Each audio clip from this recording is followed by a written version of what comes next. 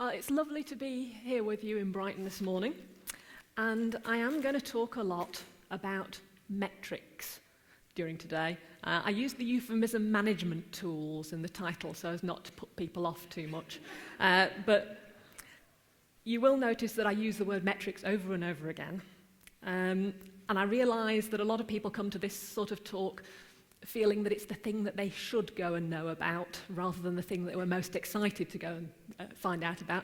So it's a little bit more bran flakes than Cheerios for breakfast this morning.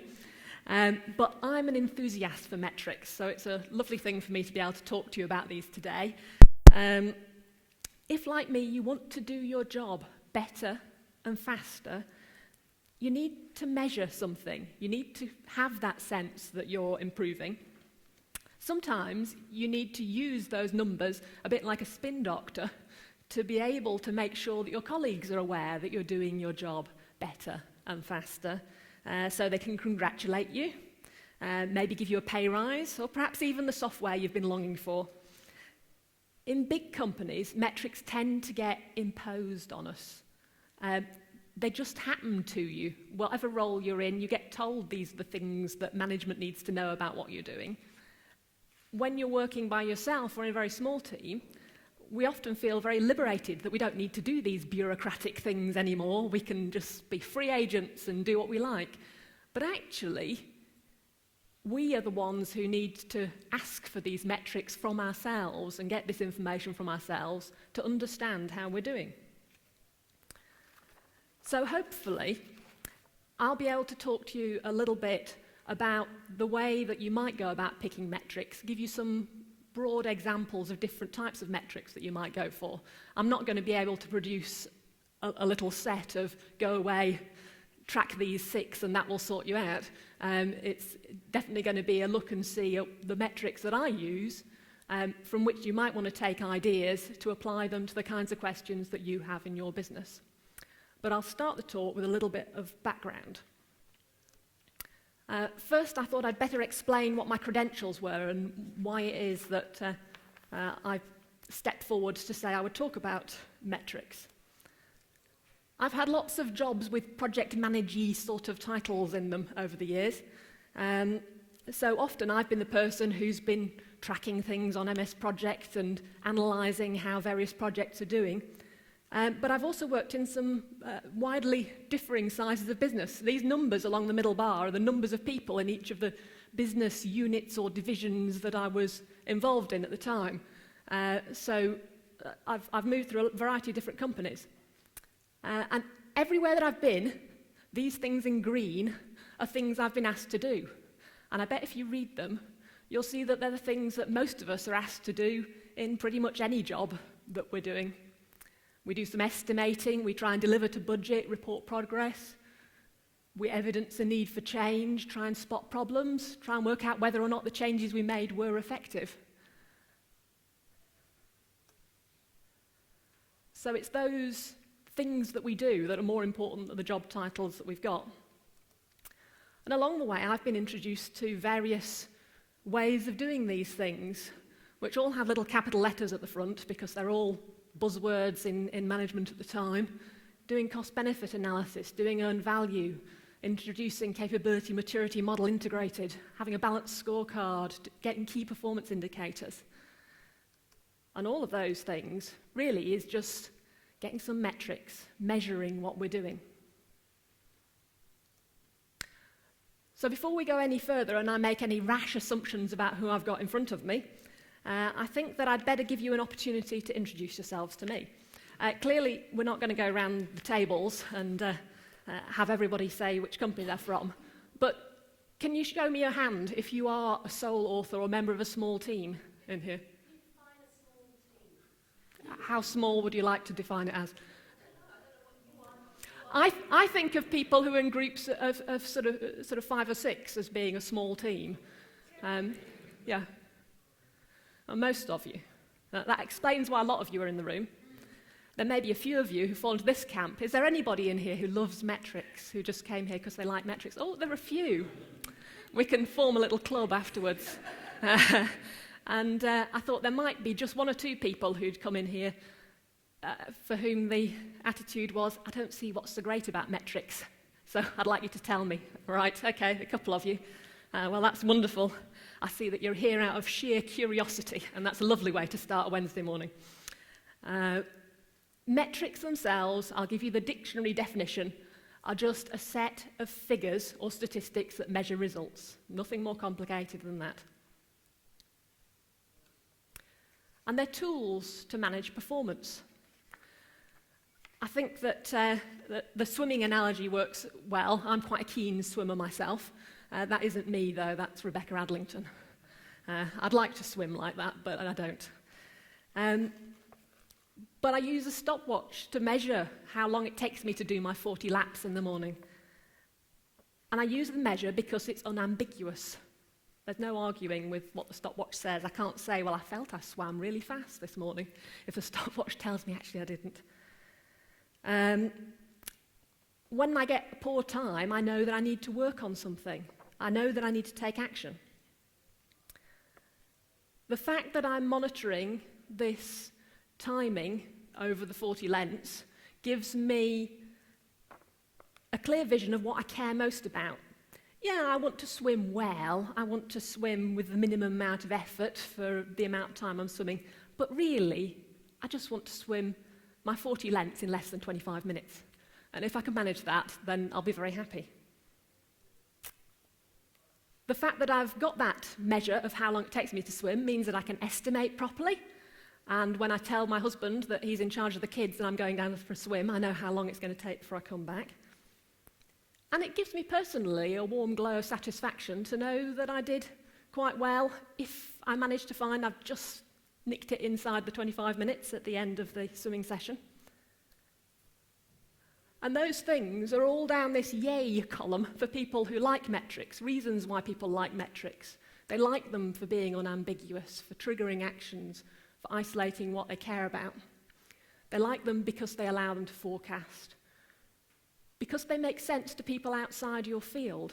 I can tell somebody that I swam my 40 lengths in only 23 minutes today, and those who get told by me regularly how fast I swim will know immediately that they're supposed to congratulate me on that because that's better than my target, and it gives me personally that sense of progress.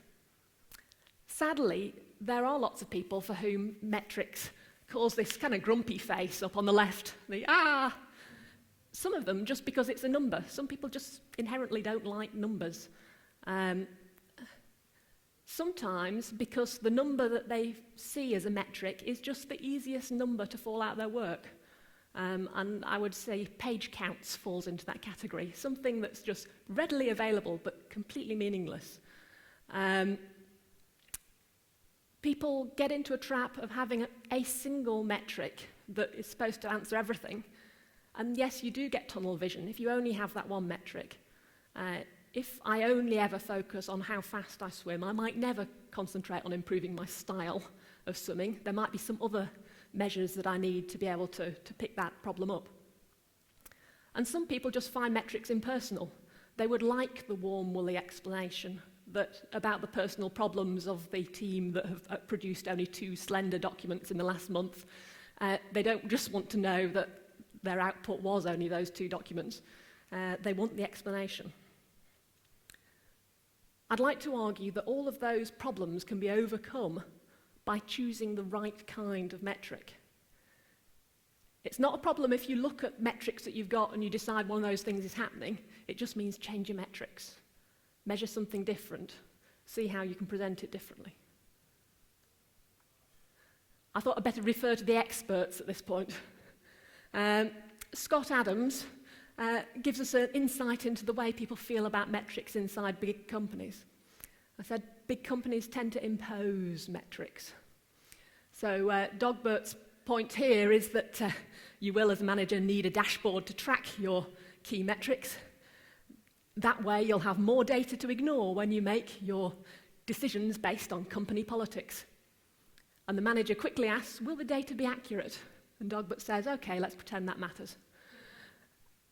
I certainly got that feeling inside big companies that once managers had set in train that a particular thing needed to be gathered from a team every month and processed, it would carry on being processed like that for year after year in the same way, long after everybody had forgotten the reason why anyone wanted to know that. And it does feel in those situations like you're just feeding the machine. You're not really contributing anything of use to people.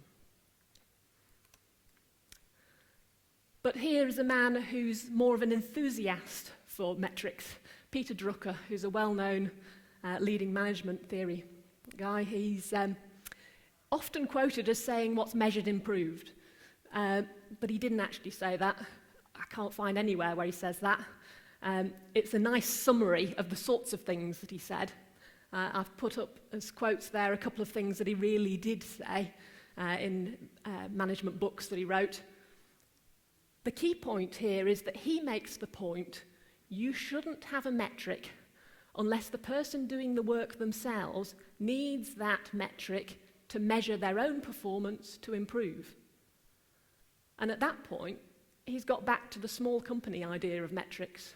Inside tiny companies, as a sole author, if you're trying to improve yourself, then that's exactly what you need to do. You need to ask your own questions about your performance and then feed back that information into the way that you work.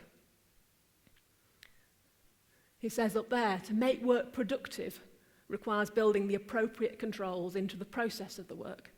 And I'm going to come back a few times over to the idea that measuring your process is more important than measuring the products of your work in lots of different ways. A good metric is a beautiful thing. There's a nice little graph. I'll give you a couple of axes, debt against time, and perhaps you could tell me, do you think that things are going well or badly in this situation? Anyone think that they're going well? No? Universally able to understand that metric then? Think pretty confidently that things are going badly. If I put up the graph that's taken from, it's actually UK public net debt over the years 1900 to the present day. But I want to caution you, because you are all uniformly in favour of the idea that that was things going badly, debt rocketing, it looks terrible. Even my 12-year-old who was looking over my shoulder while I was doing these slides felt confident that debt was terrible, we were in a bad place. Only then I produced this graph of the figures from 1700 up to the present day, and with all these spikes here, I think you'd say we're not doing too badly on historic terms. So never just think about a metric as the thing that you're measuring. Think about it as the thing you're measuring together with some knowledge about what the acceptable range is and when the trigger point is. Just because a graph is going in a bad direction doesn't mean that it's necessarily telling you bad news. We need an acceptable range that's based on experience. And before I move away from big business, this is my sort of last slide about the big business world. I've got a few things to introduce to you, which each of them by themselves could be a huge talk. And I'm just going to tell you a little bit to make sure that we're all at a similar level, because I'm sure we've got very widely varying knowledge of these things around the room. But if we need to communicate with the CEO of a big company, we have an hour to brief him once a week on how his 55,000 employees have done and what's going on. We have a real sort of data compression problem. And the way that has been solved historically was that CEOs got out the profit and loss accounts information, trial balances and things that the accounts department could provide, and they made their decisions based on that. In recent times, a number of other techniques have come in order to try to encourage people at the top of very big companies to make sure they take into account a wide variety of things and not just the financial information when they make decisions about the company. Because essentially, what they're able to do is to move people or move money about from one area of the business to another in order to resolve their problems. So if they only get financial information, they're going to be moving those people and money around on a very erroneous basis. They might not be solving the real problem. One of the most currently popular techniques is balanced scorecard. This was actually introduced in 1987 at a company called Analog Devices and got popularised by Kaplan and Norton when they wrote in the mid-1990s in their book that the balanced scorecard translates an organisation's mission and strategy into a comprehensive set of performance measures that provides the framework for strategic measurement and management system. What it is, if you turn that into human language rather than management gurus speak, is an attempt to put in front of the CEO a set of measures which proportionately reflect all the things that his business does and all the things that his stakeholders care about.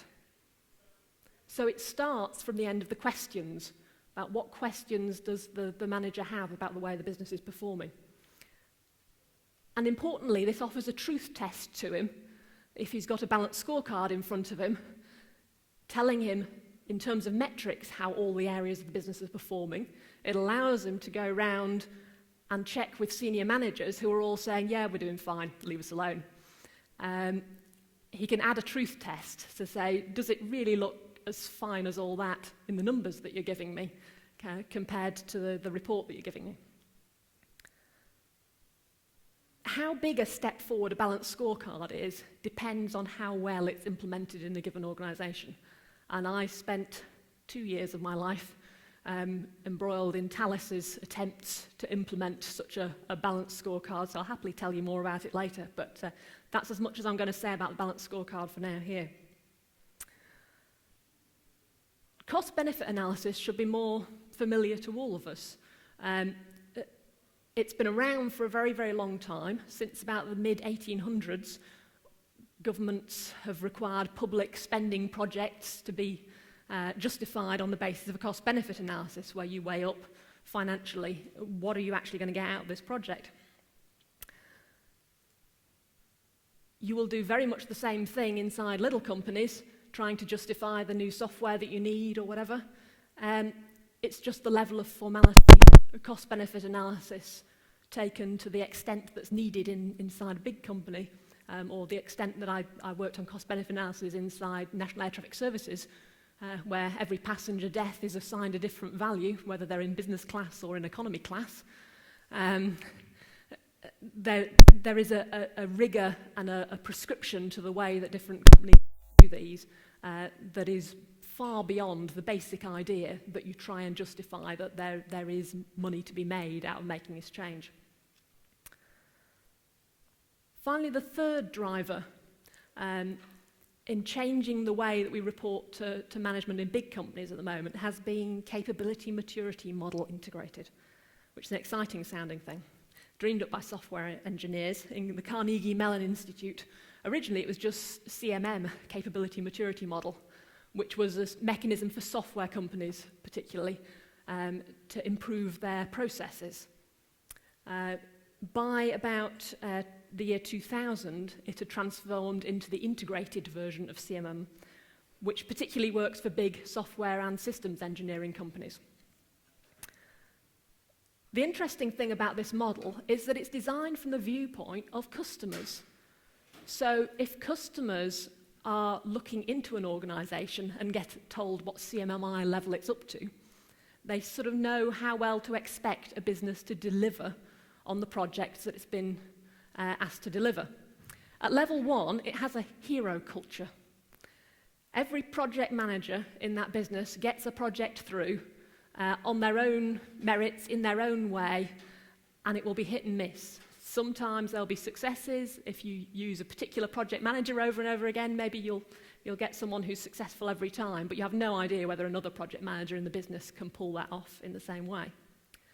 Once you get up to level 2, there are at least processes there. So now you feel confident that you're going to get a repeat process every time that you ask for a new bit of work to be done from the same part of the business, albeit if you ask another division in another country or something, they may do something entirely different. At level 3, they're all doing the same thing. The processes are company-wide, and you can see why for big companies like Thales and British Aerospace, this is a holy grail to head for, where your processes are the same, you can rely just as much on your division up in Glasgow as you can in the one down at Toulouse. But then at level 4, they start to introduce the idea that there's quantitative management. So not only have you now got the same processes running across your entire organisation, you're looking at metrics out of all those to work out who's doing those processes best, so that you know which parts of the business need to learn from which others. And then at level 5, you're actually using those metrics to spot early warning signs that things might be going adrift in one area or another and reacting to that. It's ironic, as a model that was designed for huge businesses, that, and in fact there have been rumours many times over that defence procurement will go the way of demanding a certain CMMI level out of companies before they'll be prepared to place contracts with these businesses. But for huge companies, getting to level 3 is a huge slog. Level 4 would be a dream, and level 5 is a sort of unreachable utopia. But little tiny businesses have found that they can follow that set of processes, follow that approach to working, and instantly find themselves at level 5, because they don't have to work through the history of the way that that division developed as an offshoot of that company and has different ways of doing things. They just decide, we want to work it that way, we want to use our metrics to guide what we do and to allow us to react and constantly improve through metrics, and so you can go straight in at level 5. So at that point, it's enough for big businesses. So what does all this have to do with tiny businesses then? Well, I talked about the problem of communicating to a CEO about what his 55,000 employees have done over the last week. You've got the same need to communicate rapidly, bring your CEO up to date, in a tiny company. The problem is just different. The problem is caused by the fact that the CEO is doubling up as 2 or 3 other things at the same time, and is therefore short of time. You've still got to report rapidly. You're still always reporting to people outside of your own discipline. To report your problem with your documentation process to a senior management team often involves trying to explain to the company accountant quite what the process you're doing is and why this extra software is going to help. And that's exactly the same problem that you've got in a huge company. It's still someone who works on documents talking to someone in the accounts department, whether they're from teams of 500 or a team of 1. And if you value quality and repeatable process, and increasingly even small companies do need to take heed of these things, they need ISO 9001 certification to be allowed to bid for things, then you can make use of metrics to guide you on how well those things are going and correct problems as soon as they occur. And like I said earlier, tiny businesses can decide to follow the CMMI model and find themselves at level 5 straight away because it's so easy to implement on a small scale. But most importantly, and the thing that often gets missed off the list, is the fact that people simply like to know that their contribution matters. Using some kind of scorecard of metrics around a business means that everyone in the business can see there's a line where they're contributing. This is some measure that I'm doing something useful for the business, and it gives everyone a warm feeling and a sense of progress. But I'm not going to overstate the fact that there are some special problems that make using metrics in tiny businesses difficult. The one that I would put at the top of my list, although I know a number of other people don't, is the fact that business goals are often ill-defined or fast-changing. No sooner have you found a good metric than it's now irrelevant. Certainly in small companies I've worked, there is so much more of this living hand-to-mouth where if a new contract or a new opportunity comes along, we didn't used to do that, but we will do now because someone's going to pay us for it. So often the goalposts are changing. And a lot of metrics develop their use over time. The fact that you gather some historic data allows you to say what that acceptable range is for a metric. So I've put down at number 3, the fact that there's a lack of historical data is a little bit of a problem, but you've got to start somewhere. So if you can get a few months of moving in the same direction with roughly the same goals, you can start to build up enough history to make some sensible statement in a metric. I've put in the middle there the small number statistics thing, which is often what people name as their number one reason why small businesses can't do this. Yes, it does mean that there will be wider fluctuations in numbers from small businesses because your processes involve turning over fewer documents because there's just less happening in a month. But you can still get useful information out of that, even if you have those wider variations, as long as you know from the beginning that that's what you're looking for. You can make use of those outliers. So I said I'd tell you what sorts of metrics I've used. And I tried listing a few, and the list kept growing and growing. And I've put crosses through a number of them. There are one or two where I've tried them for a bit, and then I've got rid of them, because I couldn't make it work for the sort of organisation and sort of work that I was doing. But I've grouped them roughly in colours there to show you I produce different metrics for different audiences and for different parts of the process.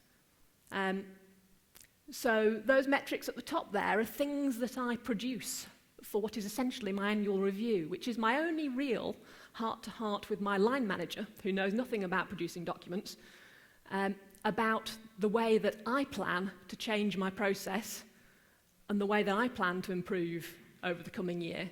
So those are things that I kind of produce for myself, but I do show them to my line manager from time to time, just to reassure him that I had some reason for making those changes. In terms of estimating, there are some things that I've done in order to gather data that allow me to estimate better the next time a task comes around again.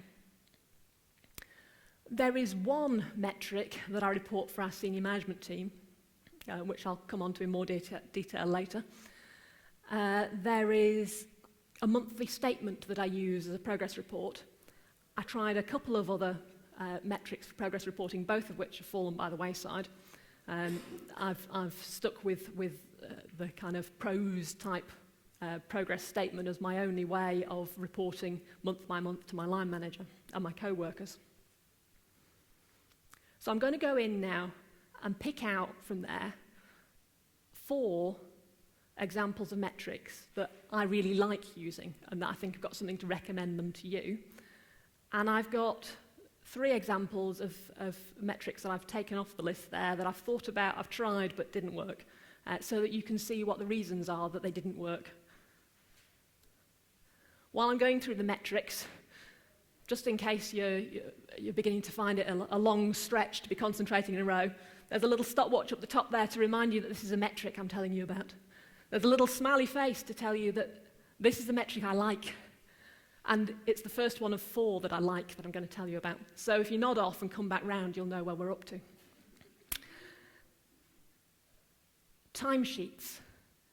Is there anybody here who doesn't keep a timesheet at the moment? Yeah? It's very tempting because the freedom of being all by yourself and no one actually asks you to do a timesheet is a lovely thing, but you do miss so much information. And I would emphasise to anyone, do keep a timesheet of what you do. Not the kind that says, I was here for 35 hours this week. The kind that says, I worked for 44 hours this week because I worked through lunch and I stayed late a couple of days. And these are the things that I did in that time, because that's the information that will actually allow you to do something as a result. You want to choose categories then to break that timesheet down into that are things that answer your questions. So what fraction of my time do I spend doing maintenance of things that already exist rather than creating anything new? For me personally, I wanted to know how much of my time does being a process manager as a bit of a side role take up?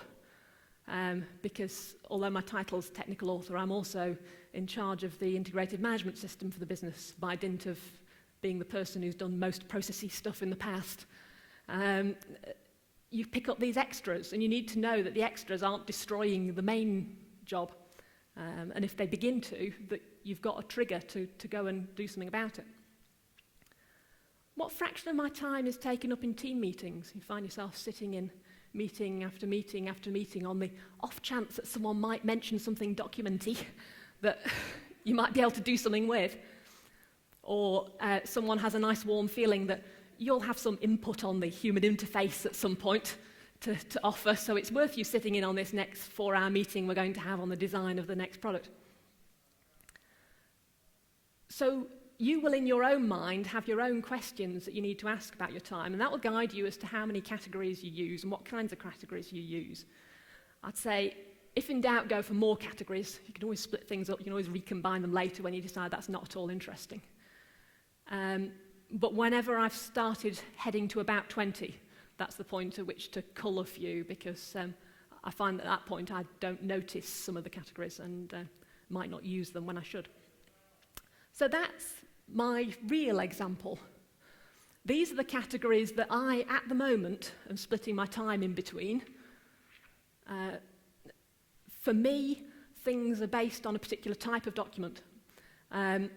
So it's important that I record those by types of document because they relate for me to different parts of the business asking me to do different work. So that's a useful guide for me. And particularly, I've pulled out in there, so how long am I spending doing this extra process role? And I get a metric out of it giving me an idea. So how much of my time spent on process documents has rocketed since I took over at the beginning of this year to a third of my time spent doing process stuff. But my time doing the maintenance work has dropped from a quarter of my time to only 15%. So I've got a problem to report to my manager as a result of that. The second of those metrics then is on maintenance performance. I've been following for a long while the maximum and the average number of days to make a change. So from someone asking for a change, regardless of what size of change it is. I've had to do a couple of different things with this. Over time, this has evolved from being a single number to being split up by priorities of change that I've been asked to make, and to be split up so that these dotted lines that you see down the bottom are the first stage of closing off the change. I've prevented propagation of this problem into any of my other documents. Now it only exists in the one someone told me about. And the solid lines then are the complete closure of the problem. So if I colour in between the dotted and complete lines, you can see that for 2013, the days to correct these problems were large numbers up here. In 2014, we've now brought them back down to small numbers down here, which is the direction that I'm trying to go in. This sort of thing is no use for me to put on a table in front of any of the senior managers. They're not interested. I do the documents, I change the process, I want to know whether I've made the right change. So it's a metric for me. I just mentioned that I include the maximum number there because, as I said, there's a small number statistics problem in little companies, and it's useful to know what is the maximum situation, where are the real outliers, what are the things that caused you no end of problem. Because it probably is only one case that's caused that maximum line, but you want to know what that is and find out a way of making that situation not happen again. So often the thing I want to work on is getting rid of the problems that cause the maximum line to veer wildly away from the average. I use a metric on process action closure, which is one of the dullest things possible. It gives me very little information. I report it only because our senior management team want to see it. They want to see it because they see it as a measure of how I do on process issues, process documentation, and they know that if the action log has above about 40 items on it, it's getting out of hand and I'm not going to be able to bring them all back in by the next time the auditor comes in. I have a little blue graph, this blue line that tracks the same thing, but that little table at the top is what our managers ask me for once a quarter to see how things are going. And then project statistics, one very small word about those, which is that I rarely, if ever, create metrics out of the products, out of the documents that I produce. The one exception to that is where there's a specific repetitive task. I was migrating a whole pile of documents from Word to Flare, and once I had experience of 2 or 3 documents, I could really start to refine my estimates for that going forwards, and that's what this metric, how many hours per 1,000 words on various different categories of document type, allowed me to do. I tried doing something that I'd done in a big company. In a big company, review cycles really meant something. For a particular document type, I would have to send it out for review and get comments back, and in certain types of documents, I'd send out for review again with a different audience and back again and back again. In the small company environment, that made absolutely no sense. How much comment I got back depended only on the subject matter experts' available time, which fluctuated wildly and was nothing to do with my work. So there was just no pattern. I tried tracking how many documents I had in work. Thought this would be a useful thing to know. How many documents do I have out there at any one time? Current ones, drafts, released or updated in the last month. But I show you the process-only example of this, and all you can see is this little bobbing up and down at the bottom. Every 6 months we have an audit, and there's a little peak in process documents being produced just as the audit comes around, so that doesn't help me a great deal at all.